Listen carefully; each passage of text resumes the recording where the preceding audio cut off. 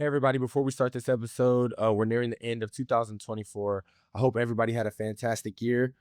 We just wanted to say from your favorite two rebels, Happy New Year's. We hope you go into 2025 healthy and wealthy. Stay tuned. Yo, B, let's go. You may have seen the clip and maybe heard word of mouth, yet another podcast. Man, what could it be about? Is it truth or opinion? A couple of contradictions. We're here to challenge tradition and twist your vision. So we set on a mission to bring you rebel wisdom. Welcome back, Rebels, to another episode of Rebel Wisdom. We're excited to discuss and converse as always. This week we're going to be talking about reality a little bit, or rather, is perception reality? I think typically you hear that, hey, perception is reality. How people perceive you or your situation is what's true. But I don't think it is. I think we have more autonomy and more in control of what actually goes on. And perception is not literally reality. Things happen outside of how people perceive you. But we've always, at least for me, grew up with the quote, "Hey, perception is reality." And because of that, I think it drives, like, as humans, how we act sometimes. I know we're social creatures, but people will almost, defy their inner feelings or what they really want to do just to kind of create an image or illusion that, this false reality in a sense, so they can be perceived a certain way. Um, so yeah, we're gonna get into that a little bit today. And I know there's probably on this topic some obvious things that come into mind uh that easily could be talked about, but that's what we're gonna use as our jump off point for today. B, you got any introductory thoughts for us? Obviously, like the perception is reality. The phrase itself is it's popular, and you hear it all the time because I think there is some truth to that. The phrase, right? Like perception is reality. But now that I'm kind of thinking about it, less of the person that you like, less you know about that person. I think on a scale of perceptions, reality, like true or false scale, it's like on the true side. But as you get to know them, I think it slowly shifts to the other side of being false. And like an easy example is like if your best friend, you know exactly like who they are, like what kind of person they are, and how you view them will be totally different than how the world views them. So that's like on the one end of the spectrum. Whereas if you're going to the mall and you see this like a random guy, you get a quick 0.5 second look and you already have a image in your perception of that person. Yeah, I think the perception is reality effect is getting too carried on to, I guess, the day-to-day interaction with people that you kind of already know. And I think I just want to talk about how we don't need to do that.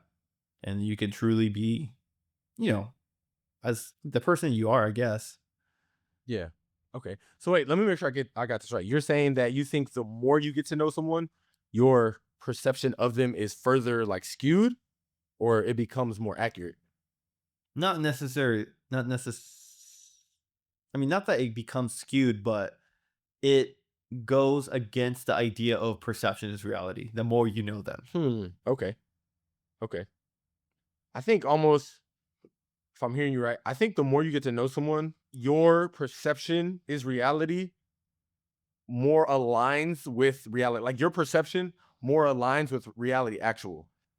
Because and I'll try to back it up and make it make sense. Like you said, if I'm walking in a mall, right, and I see that person for the 0.5 seconds and I don't want to I don't want to give any examples and offend anybody, but, like, let's just say I look at that person, I'm like, dude, they look like a serial killer.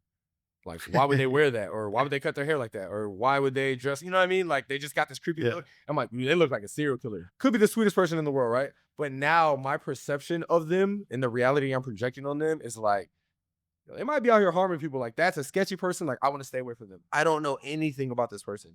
But the more I get to know them, if reality is that they are a genuine person, they give their time, they give their money. I don't know, they're a philanthropist. Like, they're just a good person. my perception of them changes, and it further aligns with reality. Does that make sense? Like, Your new perception yes, aligns with reality. Sure. Okay. Yeah. yeah. Yeah. Yeah. But that's just on the topic specifically of like further getting to know somebody, because I often think kind of in that initial example I just gave, like, which is why perception is not reality. Obviously, there's a lot of examples that lie on the spectrum of this topic, but I think there is a world exists where our perception can be changed to Yeah. further align, like with I reality actual. Yeah. I have a recent example. Is it was a few months back, and then I went to this real estate meetup, right? Mm-hmm. And you just kind of go there. It's just a networking event, Mm-hmm. and I think it was a bigger one. There's probably anywhere from like 200 to 300 people, Mm-hmm. and in the whole it was at this like massive Airbnb. So we're obviously talking, and then at least for my wife and I, it's like I have to go out of my comfort zone to go randomly talk Yeah. to new people, right? It's just not.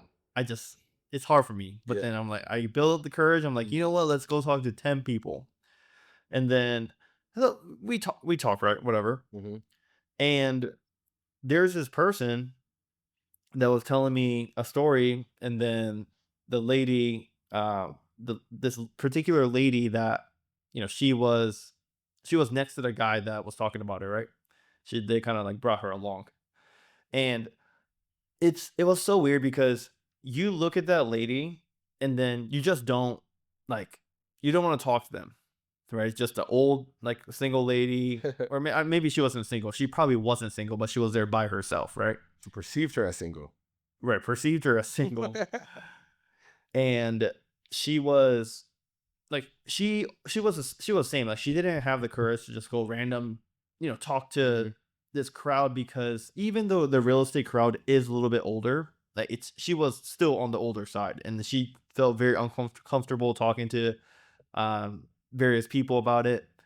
And I was kind of shocked because the whole entire purpose of her coming to this meetup was she had $2 million that was just kind of sitting on her sidelines, and she wanted to lend it out to people so she can make a return on the money through real estate lending. Yeah. And usually, the hardest part about real estate is raising the money and borrowing the correct amount of money, depending on the risk that you want to play with.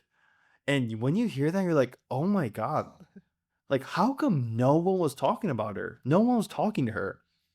And it's just that the initial perception that you have, if you get that wrong perception, like it can definitely be bad in a sense. It can go against you. Did anything bad had to happen to me by not talking to her? No, not really.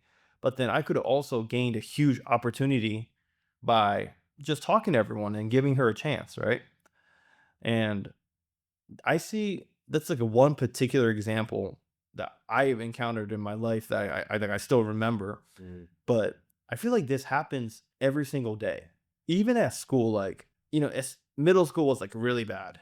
High school, not as bad as middle school, but still pretty bad in terms of, people are trying to fit in with the cool Yeah. kids and trying to not be themselves so they can fit this mold.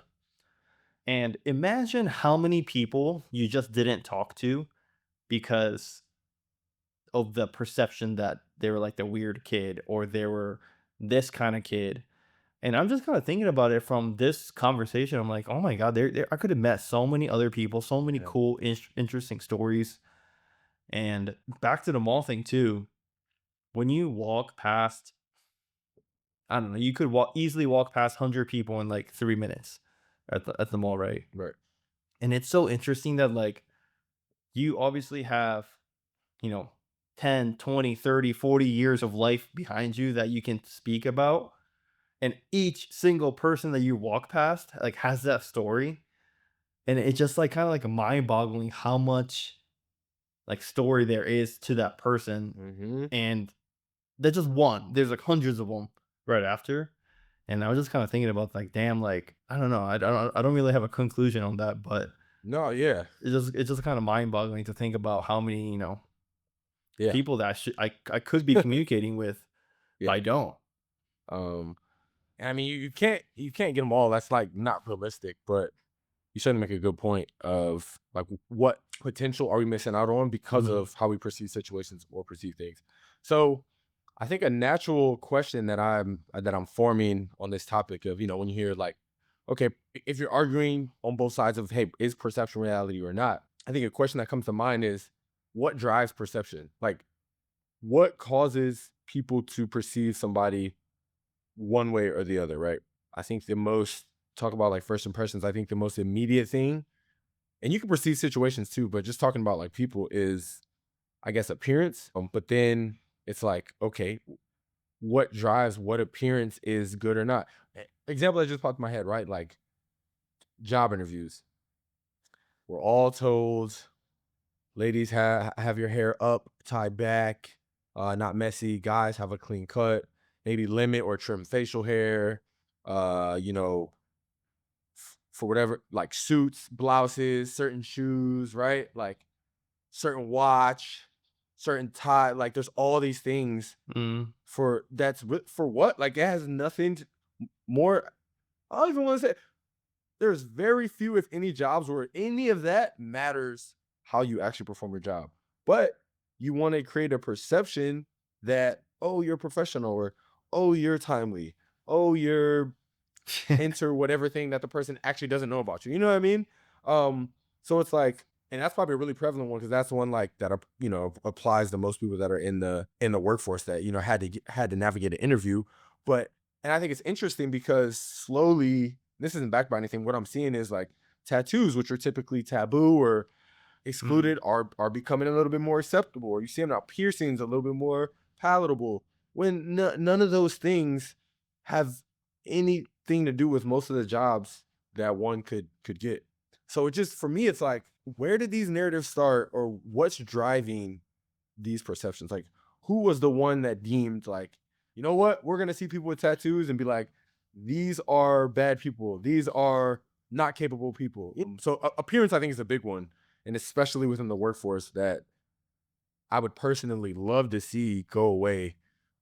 But we right, you say perception is reality, and people try to convince people not to get tattoos or not to do these things, dress these ways for these reasons. Um, but this is exactly why perception is not reality. Because take whatever narrative, take whatever stereotype comes into your head when I say heavily tattooed individual, and I bet you I could find someone that's heavily tattooed that goes against that. It's just factually not always. And sure, some people could fit in that category of having tattoos and being whatever, but not everybody. Maybe not even most people. And it's just like, I'm just like, what drives that? Where does that originate? Because that perception is not reality. And not even beyond that, because it could be. I don't You shouldn't operate under that assumption. Like I'm big, give people the benefit of the doubt, right? Like in my eyes, I know everybody's not like this. In my eyes, you're innocent until proven guilty. So like I'm gonna go in with the assumption that like you're good, you're capable. I'm not necessarily talking about workforce, just meeting somebody. Like you're a good person until you show me that there's some, that till you show me otherwise. I know not everybody thinks like that. I I don't definitely know. don't. Yeah, I There's this, I don't know if it's a quote or a study that was done. I'm sure you heard of it, but they say people will determine who you are in the first yep. 7 seconds of meeting them. Oh, I thought it was like a minute, but yeah, I have heard that. But but that's me. hmm If I meet someone new and if they cut me off in a sentence, like doesn't really matter, but then I'll be thinking about that for the rest of the conversation. I'm like, you this dude, like I don't like him because he cut me off. hmm And yeah, it's knowing that perception is reality statement, like going against the idea is one thing, but being able to actively look past that is like another thing. I feel like it will be very hard. I mean, because think about the racial stereotypes. hmm Like, I'm not gonna lie, I fall victim to just a thought that crosses my mind. Oh, this person is probably that. hmm That person is probably this. Yep. And I never get to check or validate that because it's just a random thought passing by. I probably will never see that person. And Yeah, it's not. I don't like. I don't think I don't think I'm alone in the way I think. No, you're. I know. I know you're not. So I definitely want to change that. But going back to the question, like, where do you think it comes from? I think it's just another one of those societal narratives. And, I think racism, the stereotypes, I think falls within that category of the social narrative that was kind of put on us by some kind of influence or governmental figures, or I think just bad actors in the space. Hmm. Like, one example is, after 9/11, certain people got looked at very differently because of what happened at 9/11. Yeah. But not everyone's like that. Yeah. Probably not That most. yeah, that Yeah. most that's a bad actor Hmm. that caused something for someone else to be viewed a certain way. Yeah. So I think majority of those things, like the clothes, like the dress stand or the attire, Appearance, what you attire. wear, Yeah. yeah, yeah, your appearance standard, how your hygiene standard, your I don't know, I guess financial status, like all those is formed at the much higher level that kind of as we grow into the society from when you're a baby to 18, you kind of pick that up along the way, and then it's kind of ingrained in you, I feel like, for the Yeah. rest of your life unless you actively try to change that. Yeah. Yeah. Okay. So you made me think of a couple of things. One is there is a very human aspect to this conversation, which is like that first 7 seconds you referenced, or those Hmm. inner thoughts that may be, I'll say distasteful. I think everybody has those. I consider myself a very good person. I would be lying if I said I didn't have distasteful thoughts about people. But the big thing is, and the thing that I pride myself on is not acting on those thoughts. So like Yeah. you almost, I was like, dare I say, can't control those thoughts in a lot of ways. Like I think it takes long-term conditioning to really shift those like subconscious thoughts. But when you see something, anything, it doesn't even have to be a person, and you have an initial thought, like that's just innate. That's human nature. I think that's operating like a below your conscious level where you have like little control over it. But you certainly have control over how you treat people that could shape their perceived reality. I'm not gonna say the reality, but their perceived reality. Because I think when you act on those thoughts, like you said, you're speaking to somebody you just met, they cut you off. You're like, man, this dude's an a-hole. It's like, all right, he might not care, might not be true, whatever. But like, let's say he cuts two people off, or you then go to another group. Let's say you're at like a network event and you like leave him, you're chopping it up with him, and you go to this little group of people and you're like, dude, this dude over here, man, like he's an a-hole. And then all five of those people are like, yo, like really, like that dude, I'm not gonna talk to him, like that dude's an a-hole. Yeah. So it's Yeah. also like once you build track, like the numbers influence the perceived reality as well. Now, again, is this actual reality? Maybe that dude was really excited and wanted to jump in the conversation. Maybe he was really fond of you and like excited to talk to you. Maybe who knows why he cut you off. But it's like I think there's a numbers aspect to how much traction a certain perception gets based on like the number of believers in said perception. Um, but even with that, on a literal sense, like that is not the reality. I heard recently in a recent podcast, one morning podcast, somebody was speaking on objective and subjective reality. And objective reality is, ironically enough, objective reality was, I think, like perceived reality. It was just saying like this is how the world views you in a sense, right? That was the objective reality. And he was like, subjective reality is how you control your reality. So, and this was wrapped in the conversation of nobody can control your destiny but you. Kind of like we've talked about in similar episodes, like depending on your, if you're going through hard times, social economic status, financial whatever it is, like you have some ownership over your destiny. He was saying like if you're going through hard times, God forbid, like family member passes away, house burns down, car possession, if you can find it in you to muster like happiness and just project happiness, and like your subjective reality is I am telling myself I'm happy today, I'm telling myself I'm happy, and this all week I'm telling myself I'm happy all months, and then like you can almost manifest happiness within yourself to some degree, right? You're not going to be skipping down the sidewalk, with like no car, the house, whatever. But like to some extent, like you can actually change how you operate, which generates your like actual reality. So he was contrasting that subjective reality that the individual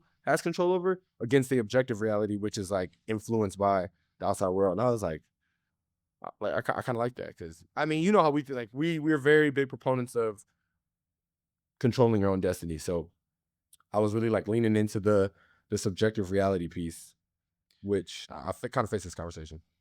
Yeah, dude. I might be going a little off tangent here, but then you kind of reminded me, and I think I'm pretty sure I told you the story, but it just for me, it's like mind-boggling what happened.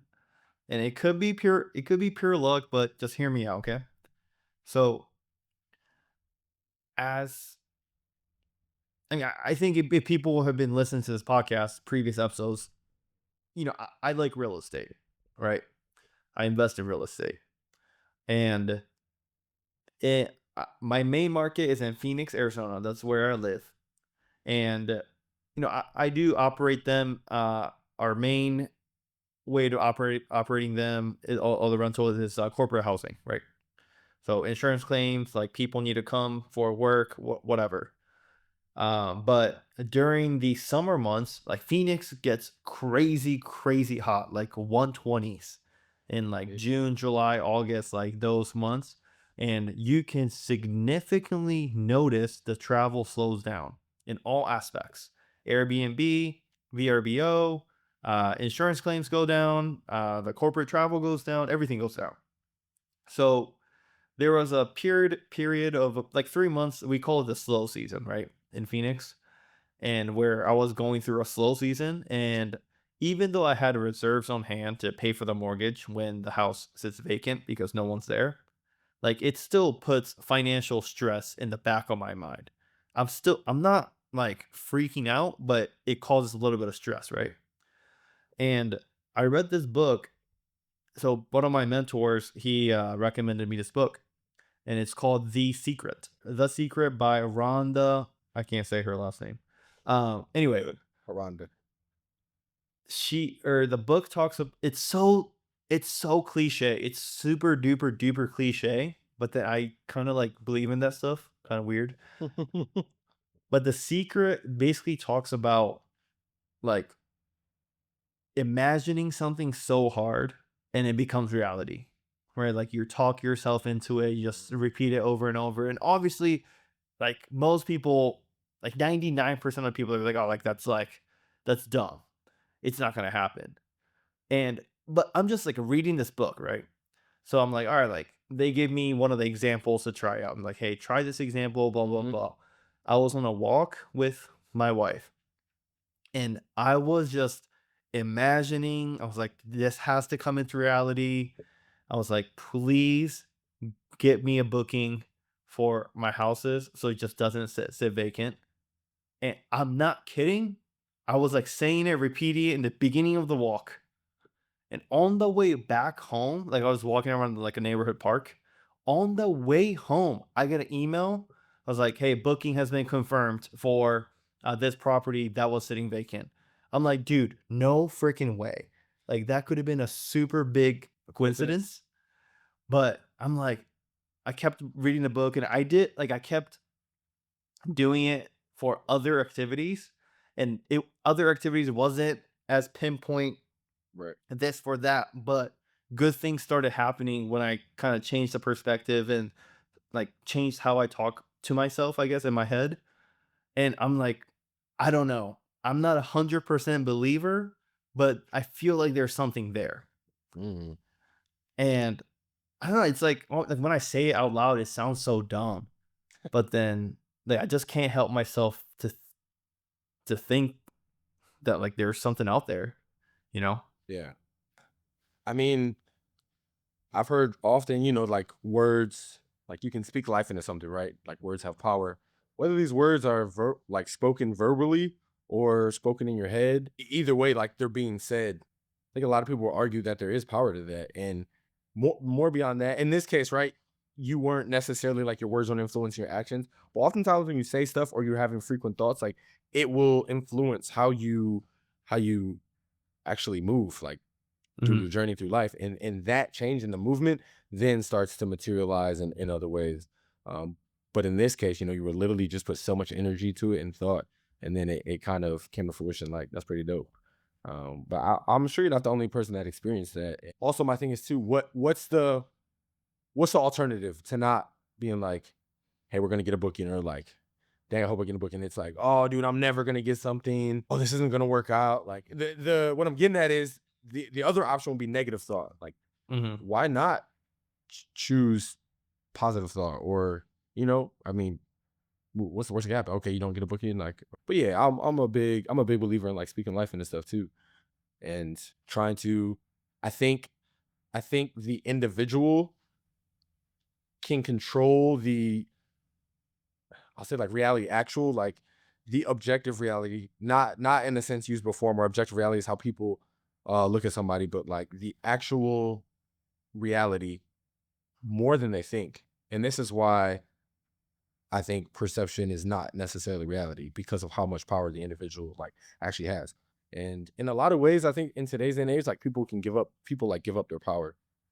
Whether that looks like, not believing in yourself, or just succumbing to society, you know what I mean? Like, I feel like we've been beating around the bush of like social media, but that can't not be mentioned in this conversation, where not only is one influenced by social media, but like people will post things not accurate to their life to create this Mhm. perception, so people think it's their reality.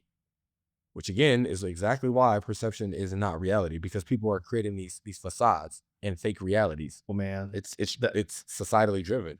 that's it's so massive in the I mean, you said social media, I feel like yeah, but I'm just used to, like, the real estate, like, stock investing, finance space, and yours, like, it make it's sickening how portrayed their life is on Instagram or YouTube, Mhm. and then you talk to them one-on-one to like, "Oh, like, I saw this post." Oh, it's like, "Oh, okay. It was just to get more followers.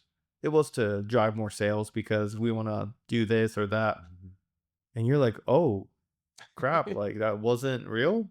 And because like, if I see something, I just tend to believe that what I see. Yeah, yeah. And Surprise, surprise. yeah, it's yeah, now that you said that, kind of brought the feeling back of Yeah. how sick I was knowing, like, literally, I can go down the list with this was fake, this was fake, this was maybe not fake, but like very over exaggerated. And you can buy followers, right? Like I get in certain instances there can be strategy to it. People get followers because it's like, oh, this person has 10 million followers. Like, let me check them out. Like, followers can act as a marketing piece that can Oh, I see. attract people to your page, or increase your chances of getting more followers. It's like there was a social experiment done with a restaurant that they had a tip jar and there was like no tips in it for a week, and they saw how many tips they get. And then they set the tip jar out the next week, and that restaurant put their own money in it just to make it look like half full, and people were like more inclined to give tips because tips were already in it. I don't know what the psychology behind that is, but it's a thing. So for some instances I can understand, but largely that's not why people are doing it. People are buying followers to look popular, to ride the wave of popularity, again, to scope their reality, which is not actual reality, hence our whole point. Or people are just posting things that like aren't true. And this is probably an extreme example. I don't know anybody that's done this, but like if somebody rents a car, right, and then you flex it on Instagram like it's your car, what what does that do for? I mean, you look, sure, you look cool, but It's just that's like not objective. Like, we talked about it in the "Look Poor to Be Rich" mm, episode. Like, I think at first it starts out with they're trying to flex, or they're trying to be someone that they're really not. mhm. And it's easily achievable in, social media. And soon as like you start doing it over and over and over, I feel like that becomes your identity of whoever that you're trying to be that you're not. Right? Like like the most prominent example we talked about in that podcast was, people that wear luxury clothing, right? Mhm. They originally buy it because they see or they think that these rich people wear these kind of clothes because those clothes are expensive. Where in reality, a lot of rich people, they don't care what other people think. And then they won't be buying, stupid looking luxury clothes like Gucci flip flops, You're right? an That's the best example. example, right? But then people get the idea that, like, oh, these are for rich people. So if I buy this, I might be considered rich, or, you know, all we know is if that piece of clothing is real to be begin with, that some person or that person had X amount of dollars in the past to spend for this good, Mhm. which doesn't really tell you a story because I mean that person could be in, $20,000 in credit card debt, Right, barely making it by paying interest. right.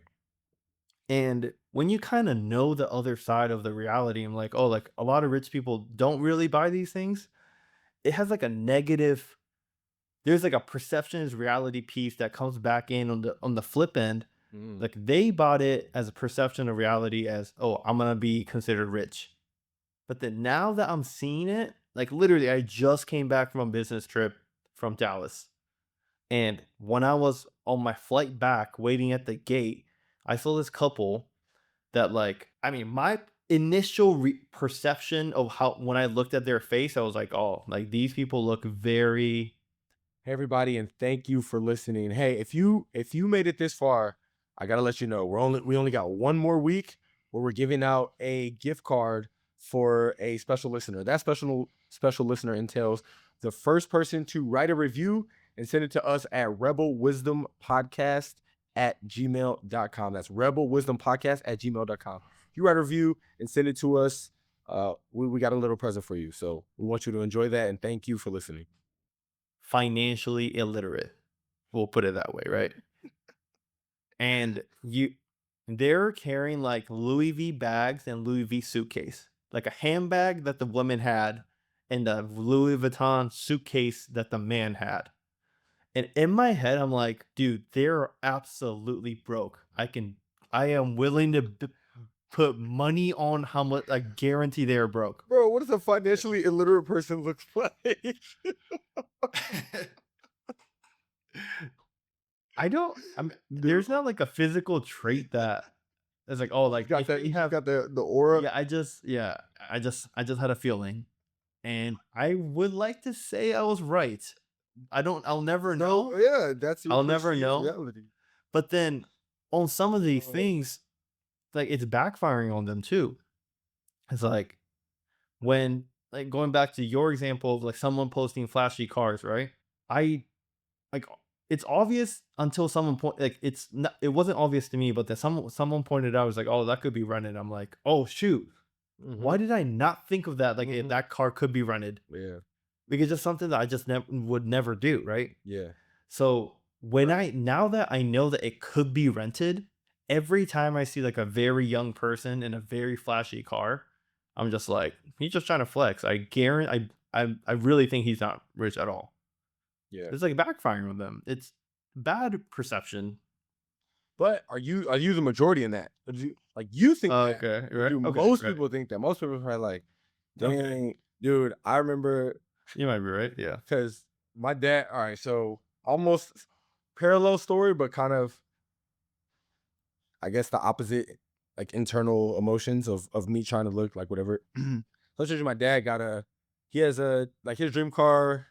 He's worked his whole life to get this car. He finally has his car. It's an Audi like two-seater convertible, and he left it with me where I live for like a week this summer. So I was driving home from work. This has never happened to me in my life. I'm at I'm at a stoplight. I only ever told you this story. I'm at a stoplight, and so I'm like just waiting to go, tops down, and there's these two girls in the car to my left, and they're like looking at me and they're like giggling, and it's not like just looking out the window. Like you can tell when somebody's looking at you, but Hmm. I forgot. I'm used to driving my car. Shout out to my 2015 Chevy Equinox that just broke down twice. Anyways, so I'm not even thinking that like they're looking at me. I'm looking at it and I just kind of like smirk myself like what are they giggling at? And I'm thinking like where and I'm like, oh, they're looking at me in the car. So I look back Now I know what they're looking at, and they're like smiling, like looking at me in my eyes, like smiling, and the one like waves like as the light changed. And I'm just like, in my head, I'm like, I'm not trying to draw any attention to myself. Like they literally just gave me attention. They know nothing about me. They just saw a dude in a nice looking car. Now they are smiling and waving like that. You know what I'm saying? That wouldn't normally happen. And I was just like, I don't know if my emotions around it, but I just had a moment just like see what a car can do. And although I wasn't seeking that, like people are, people will buy or rent or whatever for to create like little moments like that. Like these two girls don't know me. I don't care what they think about me. They were there in that moment, they're gone, never will see them again, right? But again, usually people think the opposite, trying to so I remember like pulling off on the light and I was just like laughing at myself. I was like, damn, like it was just a funny moment. But it had like like I wasn't even trying, I'm just trying to go about my day. Yeah, and it was just kind of funny. But again, it takes like wondering what they're thinking. They're probably like, oh, here's this. I mean, people say I look young. I don't know how young I look, but like fairly young looking guy, like, oh, he has this car. Oh, like, he's probably got it going on. Like, no, I'm just trying to get home from work. I don't. It's not even my car. And that's the thing. Like, I tell people at first chance that this is not my car. Because I also pulled up where I park at work. There's like back windows on my building. So one of the dudes on the floor, he was already in work and he saw me like pulling in that morning, like walking the building. He was like, "Hey man, you got a new car?" He's like, "Oh, that thing's sweet. You balling up? Oh, okay, big pockets." And I was like, "That's not my car." Like, I could have been like, I could have said it. I was like, "That's not my car." Like, pay no mind. Like, I just got it for the week, and I was just like, "Not my car." Well, nobody's obligated to say it is or it isn't, but it just all goes back to how people intentionally try to sculpt their perception or how society scopes it for them. Mhm. Yeah. So that was just a little like funny story. Oh yeah, you never told me Yeah, that. yeah, yeah. But I was dying. it makes sense from a human evolutionary standpoint, right? Like you want to for humans to like to survive for thousands of years, they have to just fit the mold so they don't seem like an outcast. And like humans are social Okay. creatures, like you said. Yeah. You need to even for hunting, hunter and gatherers, like you can hunt big animals with multiple people with different weapons and different tactics. Whereas if you're by yourself, like you have a chance to, be unlucky and starve to death in 4 days, right? Mhm. And even on the like farming side, which we're farmers for a very long time, like farming takes a community to do and then to feed. So like if you're like an outcast, maybe you don't get fed, maybe you die off. So like maybe through natural selection, the people that Mhm. survive are those people that want to fit the mold. Maybe that was necessary for us to survive until obviously today. Right. But then with everything being so abundant in today's day and age, like you don't need to do that. And I feel like it's hard to first realize what's happening and to second, kind of act on how can I not be this person? How can Mhm. I break away from the old adage of perception is reality? Because I don't like I mean everyone knows that it's not true, but then the Right. phrase goes there. Hmm. So, No. Yeah. You're right. Yeah. I think maybe like transitioning the conversation a little bit. I don't know. I think people have I mean, obviously, like the individual has the power to influence their, I want to say like reality actual more than we talk about or than people think, and not in the sense of like you can influence your perception through all the ways we just talked about, right? Through the um buying of the fake, not fake, but like buying objects, portraying something digitally. But you can also, there's value in like, I don't know, all these things you want to create, like to like just actually work for these things or like attain them naturally, I guess, or organically. And I think in the pursuit of those processes, like trying to do those things, like that's when people will experience you and develop these often like positive narratives about you, which will paint you, one, paint you in a good light, but would also be your objective reality, your actual reality. I think there's a way where you can blend your subjective reality with like your subjective reality of yourself and into what you want, how you want to be looked at. But again, it just kind of like the we did the get rich quick scheme. It's almost like the Mhm. make my reality quick. Like people just want this end product so quickly that you do all of these shortcuts.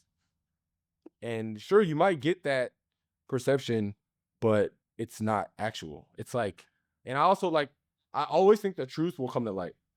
Even if you Yeah. obtain that status or whatever, like it may be a week, it may be a month, it may be 2 years, but at some point, somebody's gonna think of this and get in a deep conversation with you. They're gonna ask you a question, and you're not gonna know what you're talking about be, because you don't actually know this thing that you were acting like you knew, or somebody's going to ask you a question about something, or somebody's gonna not even challenge you, but or they might challenge you, or I just think you're gonna find yourself in a situation where it's going to come to light that you not aren't what you been portraying yourself to be.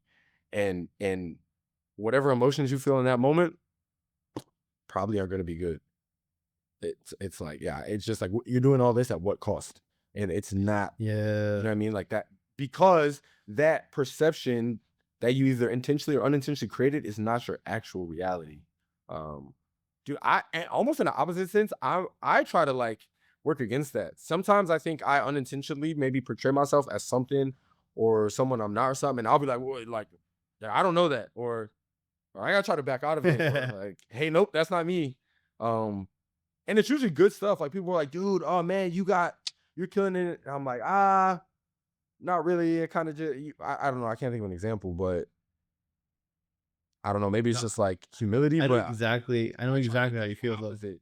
Yeah. And going from what you combined the get rich quick scheme kind of thing and you know how it ends badly, Yes. taking that to like a macro level of perception's reality. Because perception's reality, I feel like that phrase kind of surrounds the like how you describe people. I feel like Mm-hmm. Mm-hmm. that's the narrative on how the context of how the phrase is used. Mm-hmm. But to think about it on a more macro level, on bringing it back to finances and how it could end badly, right? Think about a 2001 dot-com bubble bursting. The perception is there's this new thing called the internet, and when determining a stock price of these internet companies, the traditional fundamental ideas of how to value a company was it didn't matter. The perception is, these companies, as long as they called it eyeballs and clicks. Like that was how they were valuing these stocks, which is insane. Now that we think about it, right? It's insane. But that's how like professionals were valuing these Yeah. stocks back in the day. So the perceptions reality piece comes in where you're seeing this crazy growth of all these internet stocks that's traded publicly, and the price goes through the roof. And from there, you literally hit it. I think you hit the nail on the head. You said it's eventually going to show its true colors. And then look what happens. Like at some point, someone's like, hey, like, I don't think that this might be a little overvalued because they Mm-hmm. don't have all this stuff. And someone starts selling and the whole thing comes crashing down. And that's, the light was kind of shed onto the truth. Same thing with 2008 and all these bubbles that gets formed. It's like the perception's reality. People get in, they think that's the truth. They thought housing could never go Yeah. down because it's never gone down in the Mm, history of, right. well, whatever, right?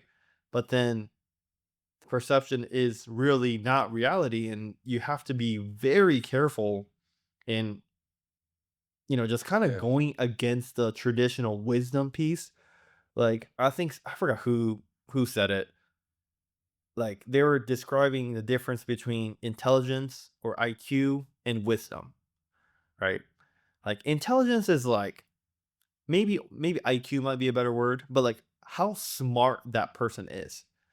Like you can have a genius that's doing calculus at second grade. You're like, That's like a Yeah, smart that's a person, right?" yeah, yeah. But then would you argue, like, you would say like a 50-year-old dude knows more than that Mhm, second grade mhm. person. Like, you would say that they know more, right? So Yeah. they're not smarter than them. Mm. So what's missing? They have that wisdom piece that's gained through experience and whatnot. And I found it very valuable. There's a book called Oh, we love a good book, Rick. Same as Ever: A Guide to What Never Changes Mm, by Morgan Housel, which one of my favorite authors. He also wrote The Psychology of Money. But then that book kind of focuses on, there's all these crazy stuff happening around this, like in the world today, right? No one can deny, whether regardless of where you live, there's crazy stuff going around you all the time. yeah. And you take a step back and kind of look at what's the wisdom piece, what's the piece that has never changed? Because sometimes like learning that is so valuable, at least in the finance space, because like he's a finance, I guess, book writer. So he kind of talk about the finance piece a lot, but that kind of applies to a lot of topics that we're talking about today. Mm, And yeah. I think we're missing that piece in like the fast driven social media, like, oh, this is trending, that's Mm, trending, this is blah blah yeah. blah blah. Like, But you think you're saying we're missing like what still holds true, like what doesn't change? yeah, like what doesn't change? I Mm, think we kind of look over that kind of stuff, and all the greats of whatever, insert a category like money, sports, books, whatever the greats, they always emphasize the fundamentals and the things that they yes. never change. Yes. Ooh, I like that. It's like finding the simplicity in chaos. Yeah. That's kind of profound. I was listening to the what you were saying about the like the dot-com bubble or how they were valuing these internet stocks back then off of very like unsubstantiated data, like clicks and eyeballs.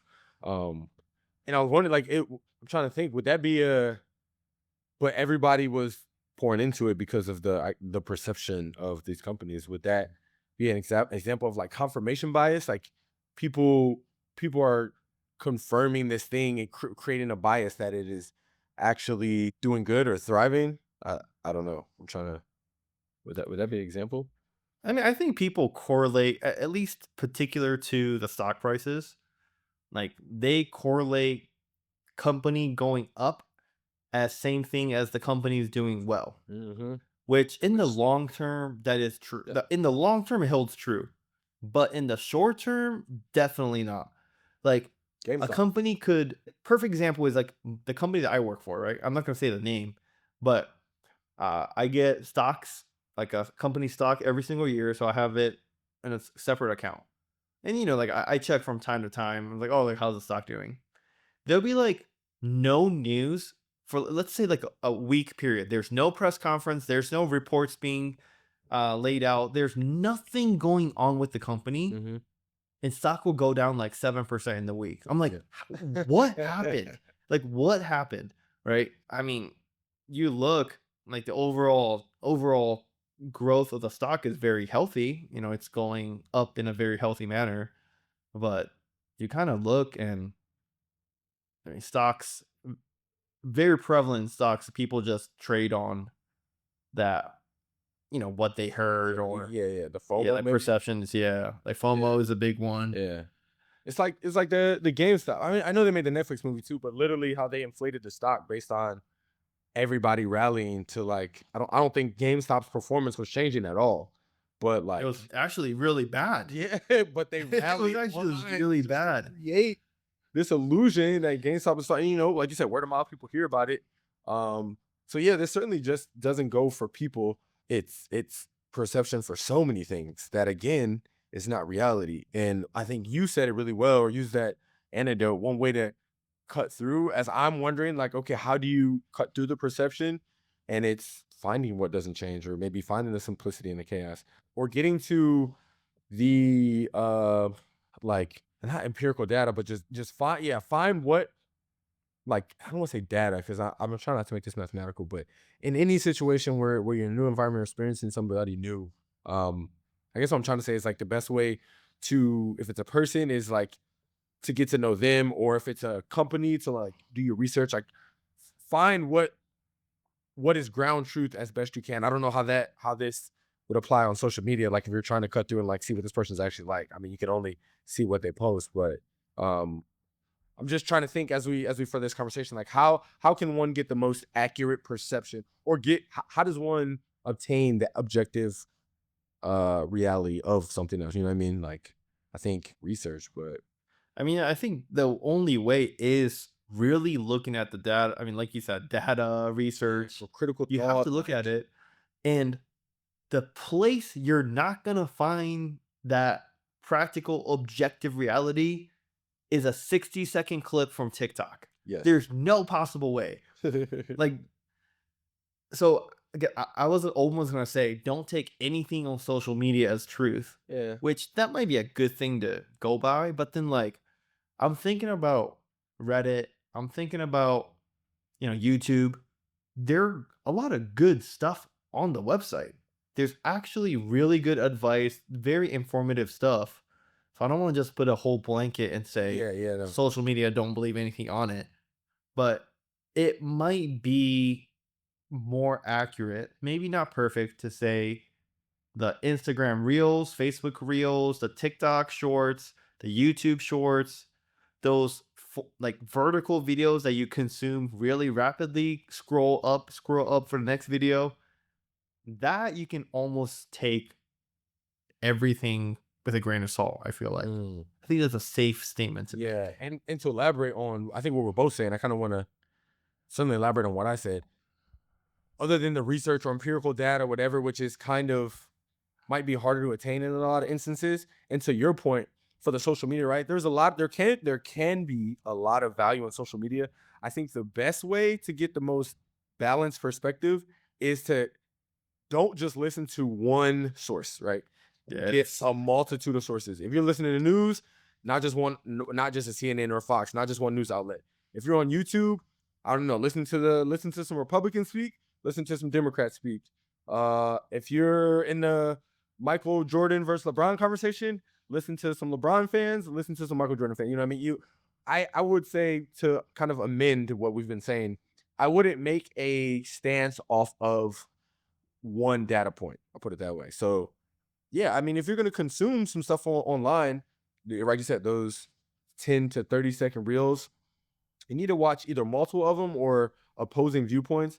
But I think that's how you get the best, the most well-rounded like thought on any one topic. And I know it, in this one podcast I listened to, Star Talk, like Neil deGrasse Tyson, who's a freaking genius, talking about all these things, and he was saying once how in science, like proofs are disputed. Like if somebody comes up with a theory or something, like it's put against other professionals in that space to try to disprove it, or literally just to come at it from different angles to verify like its truth, which I think you can apply like to anything. Like if you're trying to get the ground truth on something, get opposing viewpoints or attack it from different angles, or listen to multiple things on it, but don't just take one book, video, Yeah. conversation and be like, oh, this is, I now deem this, whatever.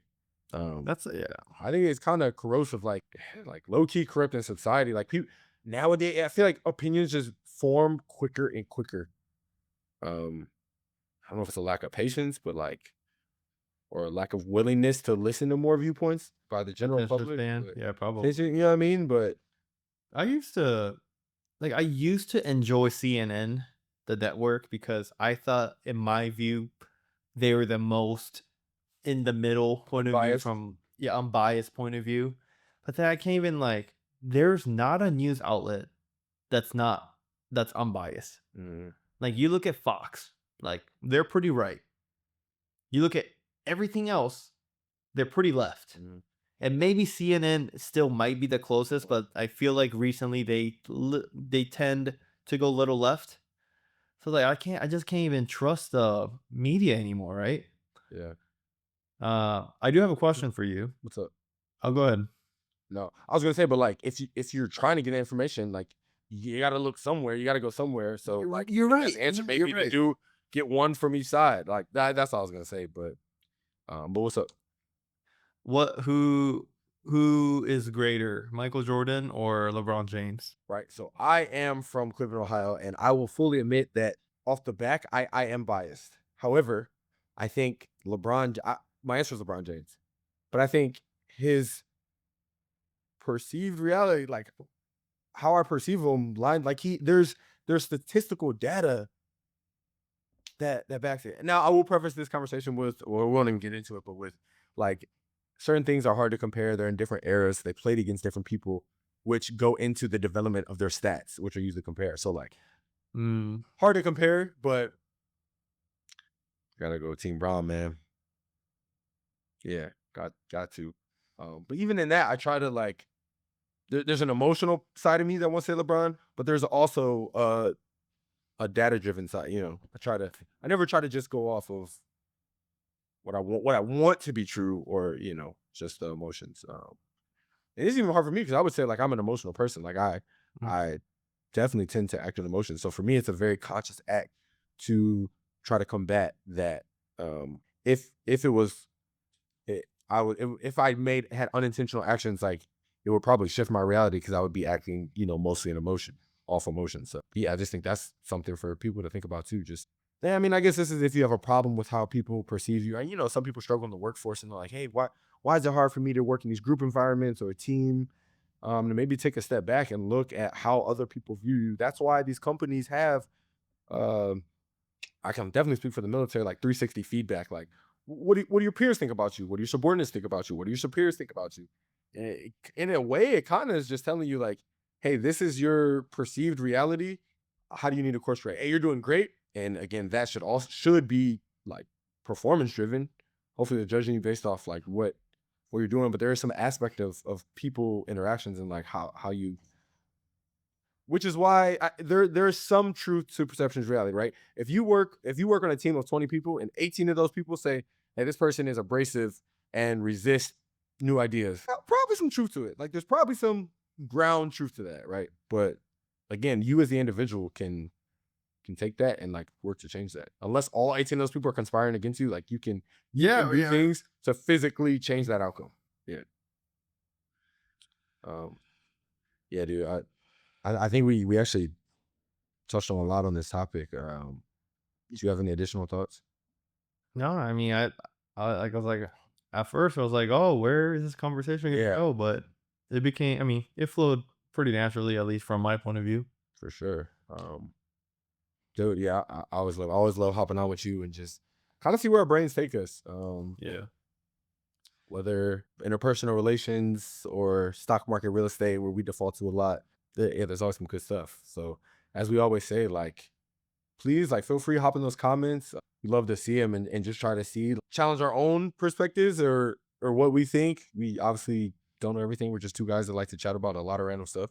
So yeah, here we are. Yeah, B, if you don't have anything else, man, another good episode down. I feel like my energy's up. I feel good. We hope to incorporate more people in our conversations, see the followers grow. And as always, we'll catch y'all next time.